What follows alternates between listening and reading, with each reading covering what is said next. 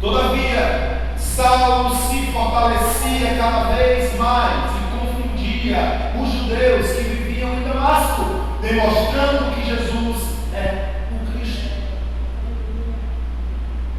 Veja o versículo 20 novamente.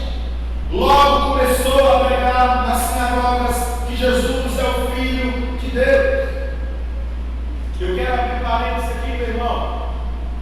Quando o escritor de Atos escreve o versículo 20, ele relata algo diferente no 22. Paulo começou a pregar nas sinagogas que Jesus era o Filho de Deus. Mas no versículo 22, Paulo declarava, na verdade, demonstrava que Jesus era o Cristo, o Messias. E de Atos 9, no versículo 20 ao versículo 22, irmãos, tem um tempo. Só que nós não sabemos disso muitas vezes. Passou um período. Veja a diferença entre o versículo 20 e o versículo 22. Uns diz que Paulo afirma que Jesus era o Filho de Deus. E é muito fácil afirmar que Jesus é Filho de Deus. Os descrentes também acreditam nisso, irmãos. Você está na rua e as pessoas dizem: eu tenho Deus no coração, eu tenho Jesus. Jesus é o Filho de Deus.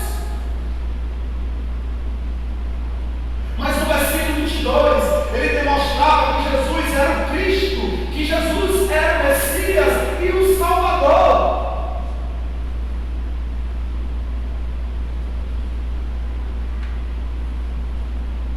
E demonstrar é provar para aqueles que ouviam detalhadamente sobre Cristo Jesus, detalhadamente sobre o Messias e detalhadamente sobre o Cristo.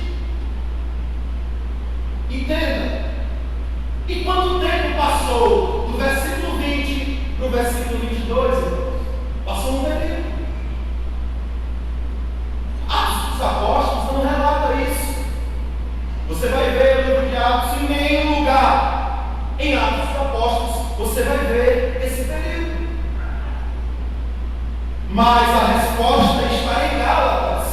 Abra para mim em Gálatas, por favor, no capítulo 1 de Gálatas. Eu aguardo. Vocês estão comigo, estão entendendo até agora, irmãos? Amém. Gálatas, capítulo 1, versículo 14 a 18.